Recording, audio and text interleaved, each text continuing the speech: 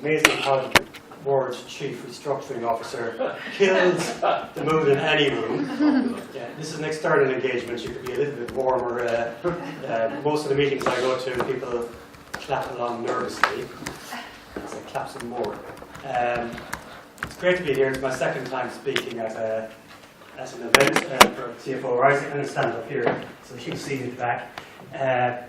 And I hope I can keep you awake. I saw there were lots of bottles of wine and beer outside, and I'm not sure if that was to keep you here or to keep you passive. Take it as it is. I'm going to speak for 30 minutes on the subject of organisational revitalisation and what that means in a RollsRoyce context. But before I get to that, maybe just a little bit of background first on me. So I haven't always lived in this country, so I'm from Ireland, but I haven't always lived there either. I spent over 20 years living and working on the continent, and in my working career, which is about 25 years, I've worked for American companies, German companies, Finnish companies, British companies. I might have worked for an Irish company, but I've forgotten. It's a long time ago. So a lot of different companies, and I've split my career probably 50-50 between what I would call classic CFO type roles and also M&A strategy and restructuring type of activity. And in the latter years, probably a bit more of the restructuring, which is quite hard to shake off if you get good at it. So, and that's what brought me to RollsRoyce, which I joined 3 years ago. So first job was CFO of the marine business, which is heavily linked to the oil and gas sector. So we had a very heavy restructuring there to basically fix the business in line with the collapse of the oil prices.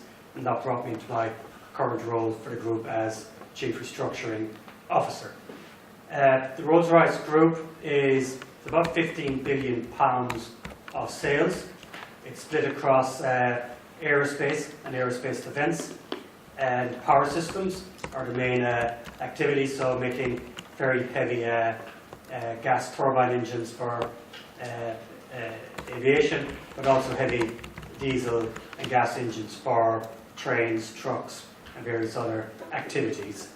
So a very big industrial company, and because of our name, we're probably also one of the, I suppose, national treasures and national champions in the US, in the UK context, which is a brilliant thing, but also brings some challenges in terms of our legacy, our history, and what we can do. The group itself, over 100 years old. It's an institution, and the institution has got us to a situation where we have absolutely brilliant, fantastic technology. So if you take a jet engine, 77,000 parts in each engine, forward them on an airplane to keep you moving every day, and you cannot have it fail. So very, very high-end technology. So some very brilliant people. The problem is we don't make any money. So we haven't made any positive cash flow of any significance for many years, and basically it's not something that really can continue into the future for very long. So we've had a number of restructuring programs. I'm probably the third or fourth generation restructuring officer. The previous incumbents have all sort of made a good sprint to start with, and then been ground into the mud and left the business very quietly and quickly. And the reason for that is we've tried to fix the financial side mainly by doing haircuts on headcount, and what happens is if you don't fix the culture and the what we would call the organisational health side, it all just comes back to the centre of gravity again. So this time around we've been really balancing what I would call the financial improvement levers, which is around getting the cost base and structure fixed, with improving the organisational health of the company, which is culture and behaviours, which is the harder part, but is what makes it sustain, so we can get whatever improvements we do to actually stick. Now I've got still 30 minutes, is that right? Okay, good. I've got some slides as well, so I'm going to start. Stand over here so I can see this. So what we've been trying to do is basically restructuring. I talked to this: simpler, leaner, more agile. Savings of about 400 million by 2020, mainly on headcount. Lots of other things we're involved in. So 4,600 reductions, big chunk from the UK. To put that in context, we have about 55,000 employees, about 20,000 are direct. This is mainly at the indirects we're targeting this. And then within that remaining 35,000 indirects, if you really carve it out and look at the target areas, it's about 30%. So very, very deep cuts. Driving, improving returns, of course, easy to write that. But our ambition is to be a leading industrial technology company, and we need to bring the company from the 20th century to the 21st, and probably in terms of operating culture and practices, the 8th decade of the 20th century we're starting from, not 1999.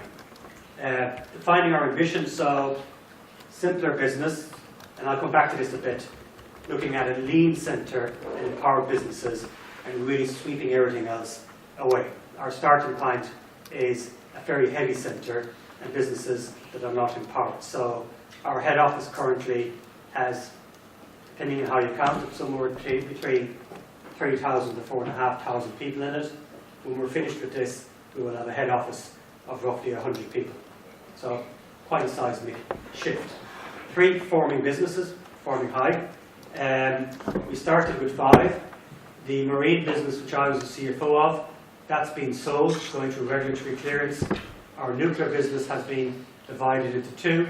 The nuclear submarines, cool stuff to get involved in if you're interested in that, has gone to our defence business, and civil nuclear has gone to our power system. So we've gone from 5 divisions down to 3, and that's very important because it also immediately questions why you would need a big centre to manage 3 divisions. Create our partner. We've felt we've had to do everything ourselves. In the new world, with our scale, we're going to have to partner a lot more. So those of you who are from digital businesses or more innovative businesses, you'll understand this. You have to work with an ecosystem.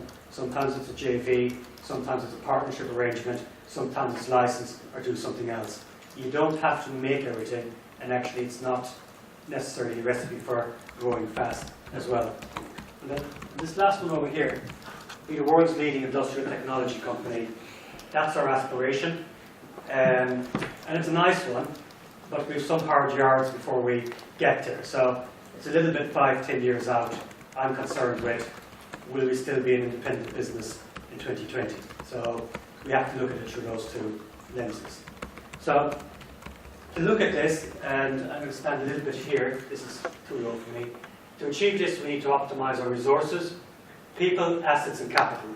And any business is just a mixture of these 3. And there's some subtext underneath this, but we talk about organizational health, but also really using our capital efficiently, rather than just throwing money at every new great idea that comes through, or every new enhancement you might need to make to a project or a product, to really put through the lens of, is it going to make a return? Is it helping our transformation journey? Is it a part of our long-term ambition? And everything else we just sweep out. So managing the business as a business, rather than a place where we have 17,000 engineers acting like boffins who want to be in the back rooms doing stuff. And it's quite a seismic shift for the group, where we have allowed the boffins to do what they want for a long time. Accelerating the culture change, and there's a couple of headlines here, so pace, simplicity and efficiency. And it's really, about working at speed, but also changing course if you need to at speed. So in the marine business I was in, we went from 6,500 employees to 4,000 in 36 months, and we lost half our revenue in the same space. We reorganized each year. We changed the organization, morphed it to meet the revenue line, and actually it worked very well. People were able to react to that, but the trick was you need to let them be part of it and do it themselves. So a very high empowerment element, rather than the centre tells you what to do. Productivity and efficiency, and of course, the essence of restructuring is if you improve productivity and efficiency, you drive benefits to the bottom line and you're done. But it's a little bit more than this. So we talked about the overhead efficiency, the capital efficiency, but also getting into operational efficiency. And whilst we're concentrating mainly on overhead and support functions and efficiency around that, you can't ignore the prime value stream of each of the business units or product lines. We have the value stream of a jet engine. If you look at it through its cycle, it's 7 to 10 years. So from product concept to R&D to NPI to in delivery to being in service or in flight, and you start to cycle again. 7 to 10 years. So when you make changes, it might be against an improvement lever that you see the impact of in 7 years' time. So that's quite a hard one to balance with the market's desire to see from 0 to £1 billion of cash flow from the group by the end of next year. But if you don't do both, actually you just hit the next speed bump somewhere along the line. What will success look like? And this is a nice virtuous circle. Disciplined investment and innovation in innovative technology, market leadership, strong performance, retaining and attracting the best people. To be a leading industrial technology company, you need some very, very clever people. And that's one of the great advantages of RollsRoyce as a group. We have a very high element of IQ. They make jet engines and nuclear subs and that kind of stuff. The problem is the same bunch of people who overanalyze and over-engineer every single process we have in the company. And actually what we need is a little bit more agility, business acumen, being able to twist and turn and pivot at very short notice, along with all that other good stuff. And we've had a lot of people who have come up through that line getting into leadership positions, and we haven't built their capabilities as we've gone along the way, and we've expected them to basically act and work in a different way, which 20 years of engineering training basically trains them to avoid, so be risk adverse and everything else.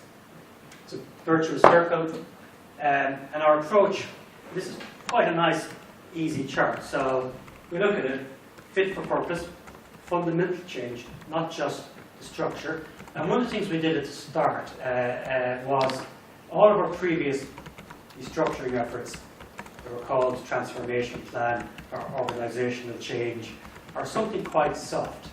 And when we were planning for the launch of this program, I was quite firm that I wasn't going to take this task on if we didn't call it what it needed to be, which was a fundamental restructuring. And as we were kind of moving through discussing this with the senior leadership, I had quite a few people canvass me quite heavily, say, you can't call it a restructuring. And I said, why is that? Well, it means you're going to, that means this, this, this, and this. I said, well, that's what we're going to do. Oh, so we really needed the organisation to say this is going to be very deep, but also quite radical. And then the second question was, what's this fundamental about? I said, well, you've heard of fundamentalism. Yeah, maybe you look at Iran or some other regimes where they're quite fundamental in how they do things. Well, either you're going to discover that this is your new religion, or you're not going to be part of it. So we really needed people to understand it's going to take quite a big mental shift. So the fundamental restructuring program is what we called it, and we talked about it in terms of revolution rather than evolution, which is a more transformational word. Then, if you look at the boxes up here, what we're looking at is fixing the structure, really leaning it out, making it simple and easy to work. And in that, there's all sorts of things around spans and layers, where decisions get made, what are the decision rights between the centre and the businesses, etc. So there's a lot in that, other than just lines in the chart. The people part, actually I'm going to go process first. The process part links with the structure. So we have a management system which is like a jet engine in its sophistication, but unlike a jet engine, it doesn't really fly. It's very complicated, very deep. It has hundreds of thousands of documents, millions of pages, and people don't follow it. So we're trying to make our operating system, how we work across the group in terms of processes and everything else, fit for purpose along with our decision making. And the processes, as you simplify and strip them out, then gives you another lever to simplify the structure, but also to tackle some of the cultural aspects around how things get done. People, and in this one, it's really about raising the level of our people in terms of their confidence, how they work, so capabilities, but also new ways of working. And we talk about agility, boldness, collaboration, and simplicity as our behaviours, and really reinforcing that through how we manage people. And one element which has been quite uncomfortable for a lot of people is to raise the bar in terms of performance management. And of course we all have in our companies performance review cycles every year that we go through. But in RollsRoyce, and I'll take one small snippet, which is a big one, our 17,000 engineers, that was the core of the core, last year only one didn't meet acceptable performance standards. It's brilliant, isn't it? They're fantastic people. You can look at it through that lens, or you can ask yourself, that doesn't sound quite right, and it isn't. So we haven't really been managing performance to the level we should have been. And actually, it's quite important, not just that you're trying to squeeze out the performers, but it makes it a living thing where people want to perform. If they perform, they're rewarded for it, and they see that it makes a differentiation in terms of compensation, and also creating movement within our people. So there's a large aspect about churning and changing the leadership as well. And that brings us into culture too.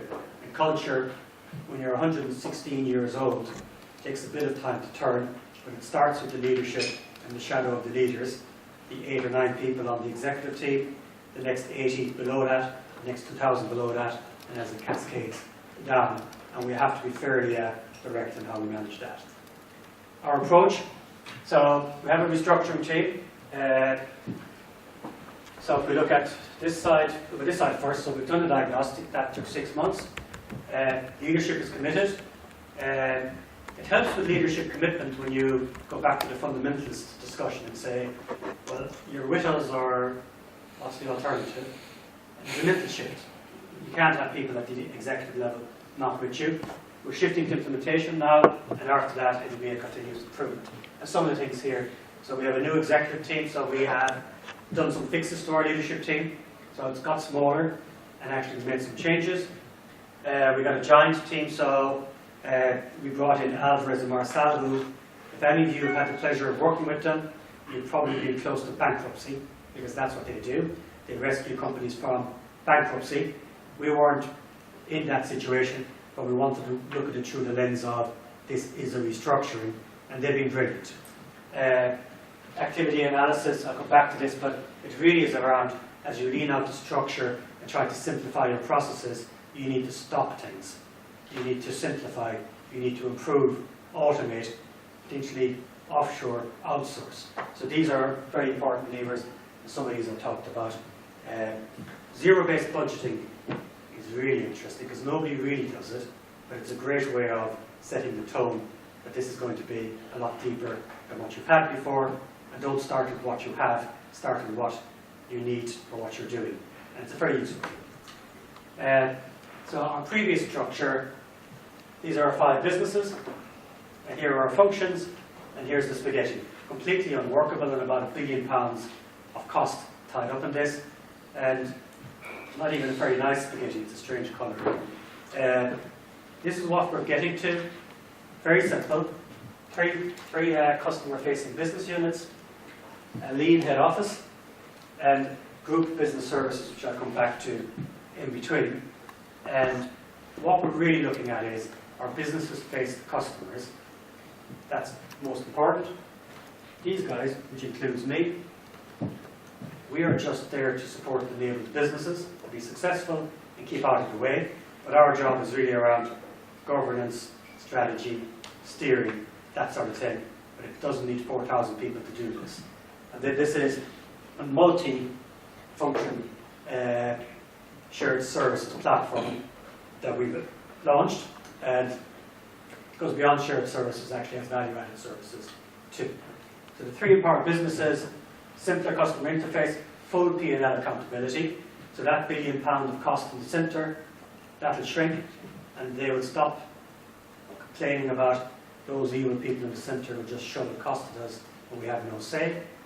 It will be their cost. They can turn it off or on if they're buying it from outside of their business unit, and we hold them accountable for delivering on their results without excuses. Support services model. We don't want the business to fragment in silos, so there will be synergies across the businesses, and we want to be more proactive in terms of decision making by pushing it down. So if we look at the empowered business units, and remembering why we're here is quite important. So RollsRoyce is a commercial concern, which means it's a business. It has customers that order stuff, we make it, they pay for it, we spend some money making it, and we have something left over. It's amazing how that can get forgotten in large multinational companies if you let things slide. And people start to see maybe that their little part of their costs and what they're doing is the most important thing, and we have to put it back to we are only here because it's a business. And then you strip that back and say, what is the prime value stream of that business? And everything else is in support of making that better. And that's a very new language within RollsRoyce, which has a lot of institutionalized behavior. Some of it's really good, but institutionalized behavior, no. So to support these businesses, we have group business services, and what they do is basically they look after transactional and professional services. So transactional service will be financial shared services, invoice processing, APAR, that kind of stuff, general ledger. Could be some HR things, IT, infrastructure, running infrastructure, that, but also value-added services. So things like procurement, property, legal services, some of the high-end IT services, etc., etc. So almost like a mini KPMG or a Accenture within the group. So quite important change on the cost center. We looked for economies of scale, continuous improvement, offshore outsource, end-to-end processes. By putting all of these functions together, you get to look at end-to-end in terms of efficiencies. The other thing that's really interesting about this model, we've told them, even though you're a cost center, you need to operate as a business, and the businesses don't need your services unless you can prove to them it's cost effective and efficient. So we have put them on that sort of mission where they need to sell their services to businesses through a service catalogue, and they need to promise and commit to continuous improvement through their 5-year plans. And of course what we're trying to do is bring the unit costs down and also the drivers of activity down at the same time. But we've set up all sorts of kind of governance structures around this to make this work. So we've got a partner steering group, which is a customer to service provider forum. Just started it for this budget cycle, working very well. Tone is absolutely right. And then with the businesses, of course, the lead office I talked about, it's governance, assurance, strategy, leadership. Changing our culture. So pride is a wonderful thing, and we want to preserve the best of the pride in RollsRoyce. Pride in making a fantastic product, doing the best job every day. But also, in a biblical sense, and a lot of what we do in restructuring is very much Old Testament. It's quite hard. Pride can be also a challenging thing, where it comes as a stubborn quality and the lack of willingness to change. People are too proud to accept a different way. So we're trying to channel both sides of that effectively. But pride is a double-edged sword, and we have to manage that. When we look at where we came from, it's a company that revels in complexity to where we want to be simplicity and clarity, gold plating and duplication. So we make our jet engines, just as one example, better than regulations require. That's great. But that marginal improvements to make them better actually costs multiples of investment. The customer doesn't want it, it doesn't make it safer. We're just trying to make it so good that the agreed service levels and focus, and that attitude permeates every activity we do. Low productivity because of the lack of performance management, lack of accountability. Nobody really owns a P&L or anything else to full accountability. So we're going to make you responsible, you've got decision rights, but you better step up and perform. And then the cost-conscious attitude that goes with that. And achieving this through changing behaviours, performance and talent management, we're really doing it.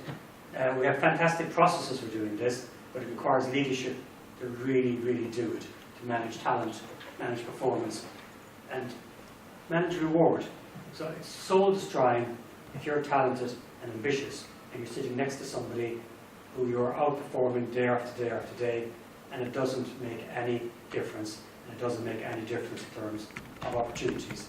It's actually very unfair, and it's probably not sustainable, because what will happen is that person will leave you and you'll be left to the underperforming person, and then it just gets worse. Changing the leadership model and the new leadership team I talked about. Simplifying processes, and this is a very simple chart. When we look at everything through the lens of what can we stop, fantastic, we don't do it anymore. Simplify, improve, automate, and we have a couple of examples here which are just recent ones. We have basically cut our budget cycle from about 6 months down to 6 weeks. Operational processes we're going to strip out. Indirect procurement, we've got new tools in place so we actually know what we're spending money on and can control it, and the management system as well. Our people, and 55,000 people, leading industrial technology company aspirations, they're everything for us, but they need to be managed as a pool. And basically, it's a bit cliched here, success depends on the right people doing the right stuff in the right place, at the right time, with the right tools, with the right leadership. So, very easy to say that. But if you look at it through here, leadership, so we had, before we started this, an executive leadership team of about 14 people, and a senior leadership team of 130 to 140.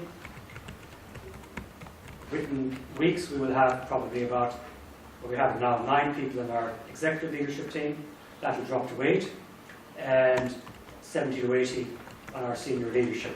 But really accountable business leaders, not just people who by time served managed to get that far, but accountable business leaders. Capabilities, as we change the model, we need to preserve the good stuff, but we need to add some things onto it. Business acumen, program management skills, electrical skills, that's getting into the technical side, and other things. So our competences need to shift as we move along. Digital is a good example as well, so we're investing a lot there. Talent, accountability, proactive, less conservative. Less conservative is really important to emphasize that one. Diversity, 85% male, pale, rather stale, centred in the Midlands of the UK, good chunk of people in the middle of the US, the middle of Germany, but not an enormous amount of diversity. So you get this enormous groupthink.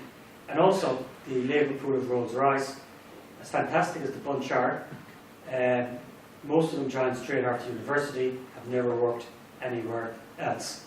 And that's maybe typical for a lot of industrial companies in the Midlands or other places like that. But it's not how you become a global technology leader. You need to have a lot more churn, a lot more skills, and people coming in to challenge that. I can't emphasise that so much, being an Irishman in the UK. Hopefully I qualify. Bending the cost curve, we talked about this at the start. So benefits of 400 million on the first phase of the programme. Cost about 500 million to get there. Considering the 400 million is mainly people, it sounds a little expensive. It looks like a great place to be made redundant. It's not quite so.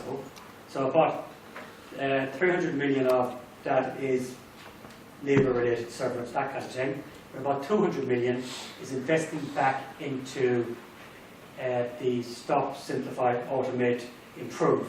So we know we need to put a lot more investment into digital tools, how we work in engineering and other trends. So that's about 200 million of spending we put in to help support and underpin the changes we need to make. And then there's some nice stuff about what it would mean over here. Timing, 1/3 of the headcount reductions this year, the remaining 2/3 next year into 2020, and we now start to look at phase 2 of the programme, which is getting into a more operational activity. And that brings me to my last slide, and 4 must-dos amongst the many must-dos in a programme like this: drive out unnecessary costs. And all big companies have programs like Six Sigma, Lean, and a whole myriad of other things, and that's great. But sometimes you need to have what I would call, we saw in the previous slide, bending the cost curve. So sometimes you need to kink the cost curve and then start again to get yourself to a different place. And that's what we're doing here. And then these things will continue as a continuous improvement and everything else, but having a true culture of cost. Now I'll give 2 examples of when things get disconnected. The first one is a very simple one. When I joined RollsRoyce, I couldn't understand this, that if I was taking the train to Derby, I would get a first-class ticket, whilst my staff or direct reports would get second-class tickets. So what was this about? And then I had a car pick me up from our office in Buckingham Gate, and it was an S-Class Mercedes. So what's this about? Oh, your salary grade. But we're not making any money. This doesn't feel right. And it was just this institutionalized behavior that was disconnected from the realities of how you manage costs. Sometimes it's the symbolic stuff, sometimes it's the small things, but you need to go after cost as if it was your enemy, day in, day out. So I got the tube here today, probably quicker than getting a taxi. When I joined 3 years ago, a bunch of PAs would have been scrambling around trying to arrange my schedule to get a taxi booked for me. It's stupid, really. So it's the cultural stuff. Remove complex and duplicated processes. It links to this. If it doesn't add value, get rid of it, but also challenge it, because people use the processes to justify their existences. I've heard many times, Declan, you don't want planes to start falling out of the sky, do you? I'm not sure changing our indirect procurement process for travel and entertainment is going to impact that. And it's really just challenging, and it gets back to the core of the value stream you're managing, really stripping back to the essence, because when you do that, what actually happens with all these complex processes and everything else, you actually bring in a whole bunch of new risks where the accountabilities aren't clear. If the accountabilities aren't clear, then you have real problems. Develop a real performance culture. It's been wonderful to have Alvarez and Marcel working with us, because we see how they manage their people, and we've asked them to come and speak to us about it. If you don't perform there, you're out. Their base salaries are pretty low, everything's earned on bonus. If you're not generating enough to earn your bonus, you are out. Your performance review is not just done with your manager, it's done with one of the founding partners, if you're senior enough. And if you're not doing very, very well, it's not just you who has the problem, it's your manager who isn't managing you or the pool of people well. It's pretty aggressive, but their model needs to work like that. But there's something true about the essence of it, and pulling us from the other end of the bell curve where everything is okay, and even though we have 5 different categories of performance every year, outstanding, high, good, underperforming, and something else, in our good category, we use the language of, well, you did very well this year, you're a high good. A solid year, you're a good, or low good. And actually, that's not acceptable. We need to be a lot more discriminating in how we separate people, but also to hold people to account to deliver what they promise. And in my experience, people generally resonate pretty well with that, even the underperformers, because more often than not, it's bad job fit or bad coaching or bad something, and it can be turned around or fixed. So it's not a negative thing at all. If you don't do this, all of these things will just proliferate. And the ownership behaviour, we're running businesses. Some of you are probably in quite small businesses where you feel you're running a business and you're looking at your online bank account daily or weekly, In big companies, cash is something that appears on PowerPoint. It means nothing. If you overspend on a departmental budget, it means nothing. There's no consequence. And that's not really good enough. If you really want to be an outperforming company, you need to have people working as business people, and you need to have engineers working as engineers as well. And that's pretty much it, and I'm happy to take a question or two if time allows. One at the back first. Declan, thank you so much for this presentation. Very interesting case study. I was really impressed with the figure that you said. You said that your budgeting process used to be 6 months, and at the moment it's 6 weeks. And I would like to understand what was the process, how did you manage to do this, how long did it take you? To fix it. Yeah, to make it 6 weeks, is it rolling forecast? Yeah. Well, is it beyond budgeting for what it is? Well, it's, fortunately I didn't get that project, but why did it take so long to start with? So you start with the strategy process in March, and then that goes into the budget. You start to roll through the summer, and then you go through the whole autumn doing the detailed budgets, thousands of people running around doing them, and then you get about a week before the board presentation, and the excrement and the fan collide. And basically, everybody realizes the number needs to be X, and then you scramble the whole way back through again, and you get to the number. And then you go into the budget. And then we have something called a technical update, which closes out the budget in February. And then in the budget, after all that 12 months of activity, we have what's called wedges. And the last time I heard that word was in secondary school, and it wasn't pleasant. And I had to ask, what does this mean? Oh, this is where we don't know what it is, so it is a wedge. And you can't have that. So, and basically it's about management intent and will do this right. So there's been some work done on the tools to make them truly value-based, value driver-based. So we use kind of a VBM concept to really use drivers to drive the tools. But also we've been a lot firmer in terms of how we get to the targets and understanding what the key drivers in the business are to get to those targets, and actually having business engagement as well.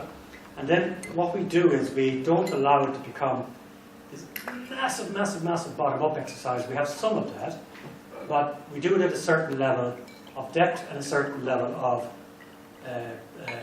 quality in terms of the drivers.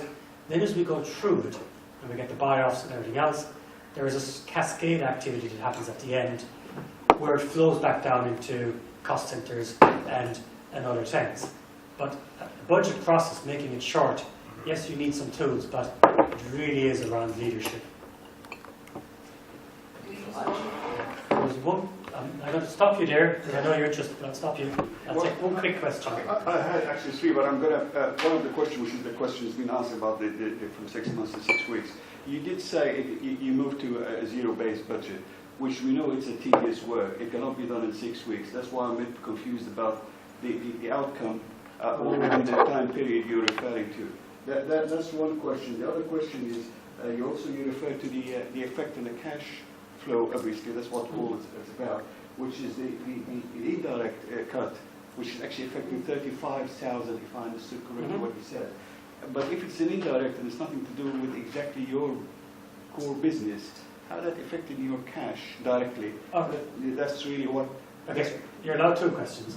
Well, no, I tell you what, forget about the last one. The one which is important for me, you did say you have 17,000 engineers, and one of them actually did not accept your procedure, if I can put it that way.